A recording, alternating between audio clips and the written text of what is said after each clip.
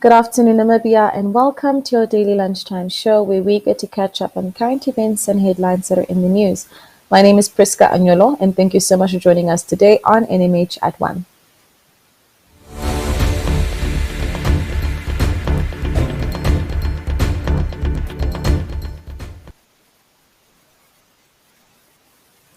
Let us first have a look at the incoming news this morning. Namibia Media Holdings, together with the Eros Afrikaans NG Church, is launching its vaccination campaign today. NMH had already received permission to set up its own COVID-19 testing station. 1 month later, the first public vaccination station is now allowed to operate. It is located at the corner of KSIP and General Murtala Mohammed Streets in the Eros district and is open from 9 a.m. to 5 p.m. For the time being, the Sinopharm vaccine will be administered, as the Namibian government received 250,000 doses of Sinopharm on Saturday, which were distributed to the different vaccination stations. Moving on to our COVID-19 update. Here is a summary of the latest COVID-19 data for Namibia.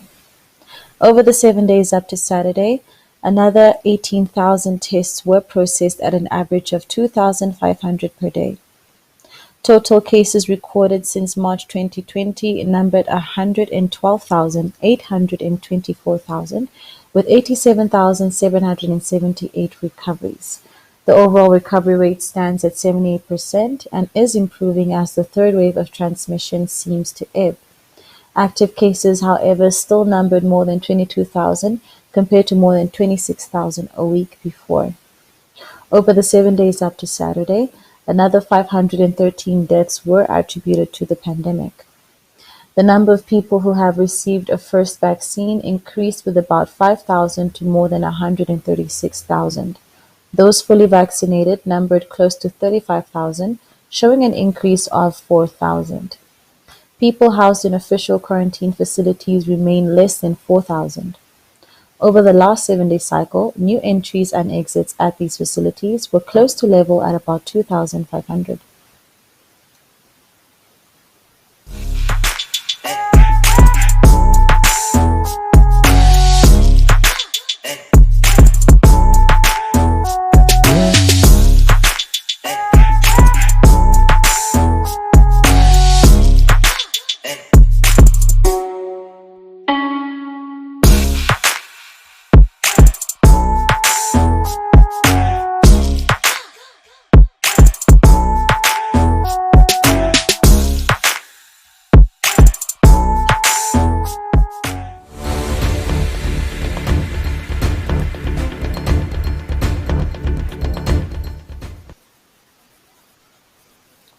And now we head into our video news segment, and for our first story. Namibia Media Holdings today opened a wall of remembrance at its offices in Murtala Mohammed Avenue in Windhoek, where the names of those who have lost their lives to COVID-19 can be edited. The past 6 or more weeks, Namibia have been nothing short of a war zone. We have been at war against a virus that have taken the life of at least one Namibian every hour. The loss of a loved one is the most devastating emotion we as humans can feel. Honoring the deceased and paying respect to our loved ones is an act of healing for us. With this wall, we want to say, lest we forget. Let us remember those who have lost their lives to COVID-19 by writing their names on this wall of remembrance. In the words of Lawrence Bennons, they shall not grow old as we that are left grow old. Age shall not weary them, nor the years condemn. At the going down of the sun and in the morning, we will remember them. I thank you. And now for our second video. Kapuka Kalnayala is a 30-year-old informal settlement in Windhoek where only a handful of more than 4,000 residents have access to a toilet. Residents use a large hill squatting in the center of the settlement as an outdoor toilet. None of the residents have access to indoor water, electricity, And the settlement has no waste collection or sewage systems. It's a humanitarian disaster that has unfolded since the year 1991, Yana Marie reports. The way you are living is not human. But what solution are you actually going to tell them? Imagine since 1991, there is no water access, there is no sewer access, there is no road access. What do you tell me that this for 30 years, this community have received from independence cake? Nothing.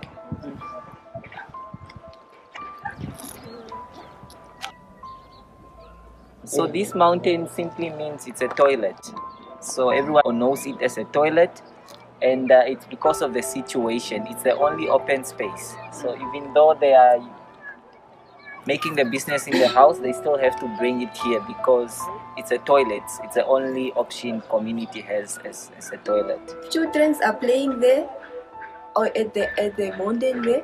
There are a lot of human shit, and then like that hepatitis A is spreading.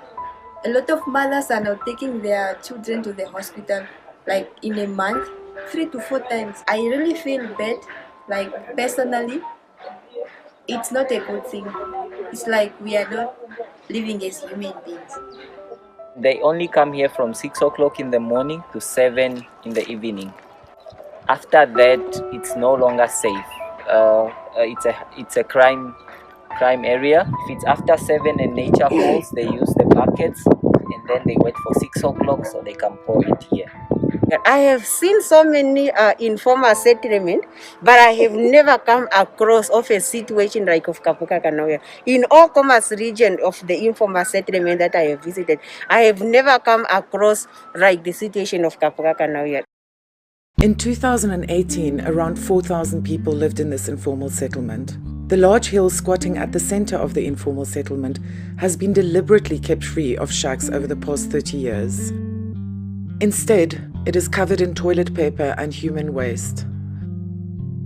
During a visit to the informal settlement recently, we were joined by a group of women who are trying to improve the devastating sanitation problem in their community.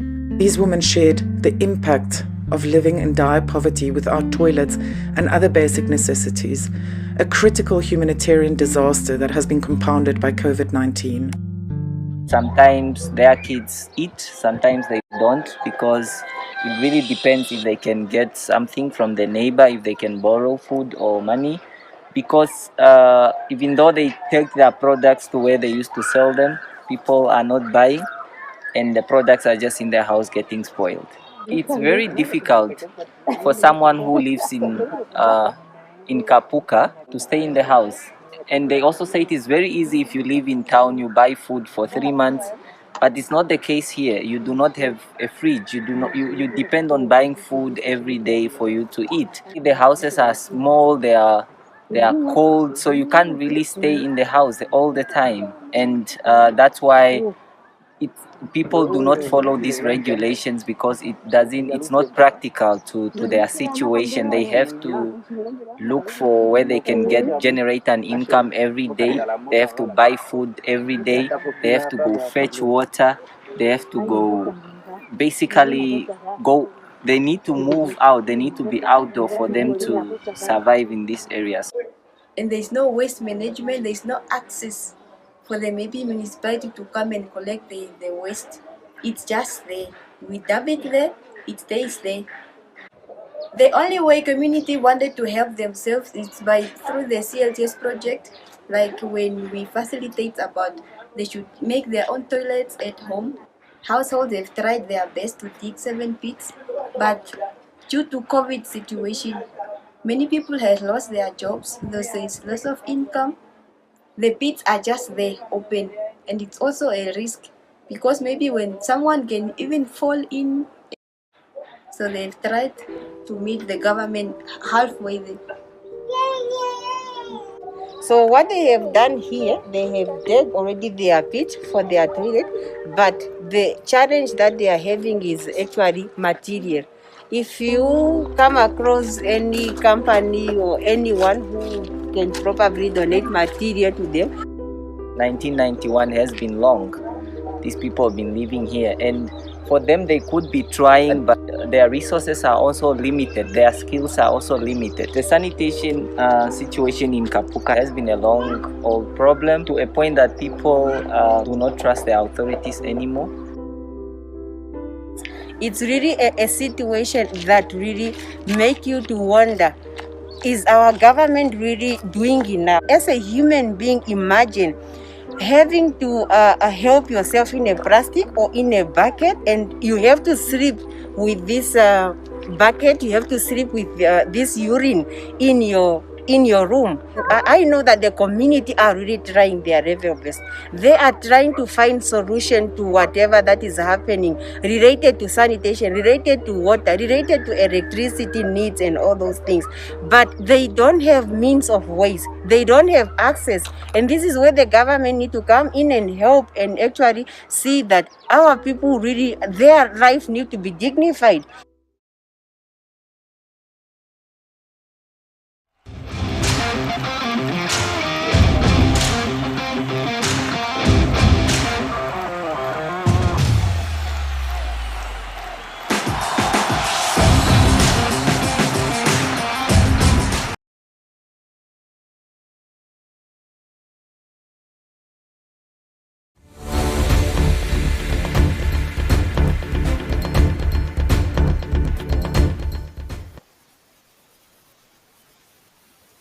And now we move on to the front pages of our Namibian newspapers for today.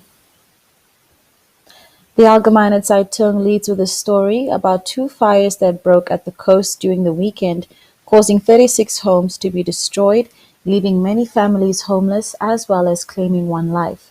Regional politicians now want to act, saying that more water hydrants can shorten the fire brigade's response time. The Namibian Sun focuses on the Namibia Student Financial Assistance Fund that must make about 2.7 million Namibian dollars in payments to its former CEO, Hilia Nyuete. An arbitration hearing at the office of the Labour Commissioner last week found that Nyuete was unfairly dismissed in February last year and must be reinstated into her job with all benefits before the 1st of September and be compensated for the income she lost during the 16 months of her dismissal. The Republican reports on the cost for private and state hospitals nationwide to treat COVID-19 patients. The additional cost of these treatments let the daily operational costs skyrocket even more. In some cases, positive patients can end up in hospital for an extra 2 months in a post-COVID-19 ward where they are still receiving intensive care, which includes oxygen and ventilators. The Namibian leads with a story about the arrest of a deputy minister's personal assistant on Friday, which is allegedly linked to a bribe of around 100,000 Namibian dollars to fund demonstrations that would demand the release of the fishrot accused on bail. New Era on its front page also reports on the shack fires that occurred in Swakopmund and Walvis Bay on Friday, during which one person lost his or her life, and numerous others saw immense damage to their homes, leaving them without a place to stay.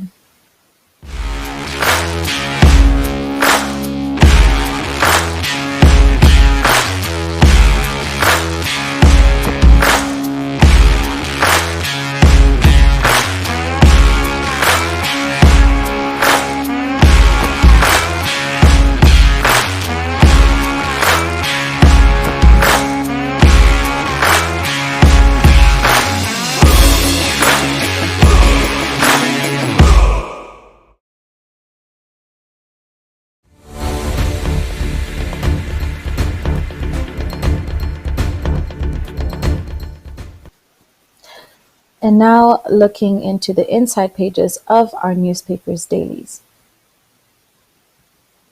On its page 3, the Allgemeine Zeitung reports on the launch of a study by the Economic Association of Namibia and the Renewable Energy Industry Association of Namibia. The results of the study on the use of energy storage technologies in Namibia are supposed to serve the government and the private sector as a framework for possible investments in this area. The focus is also on promoting the use of renewable energies. On page 3, the Namibian Sun is reporting on scores of people in the Kavango East region that queue at points where the elderly receive their monthly pension grant, a spot some say can be a super spreader area for COVID-19. The Republican on its page 3 focuses on the Windhoek City Council that has failed in its attempts to appoint a successor of the city police chief, Abraham Kanime, after the decision was made to appoint a new police chief by June at the latest. On page 3 of the Namibian, you can read up on a story about the trend of more women being involved in armed robberies being on the rise. New Era on its page 3 in turn focuses on hundreds of mourners that defied COVID-19 public health regulations during the weekend to bid farewell to Ovaherero Paramount Chief Vekui Rukoro, who was laid to rest in Okahanja yesterday. And in all three NMH publications, you will also find today's Market Watch. The Market Watch leads with an article about the overall inflation, which increased by 4.1% in June this year, compared to 2.1% in June last year.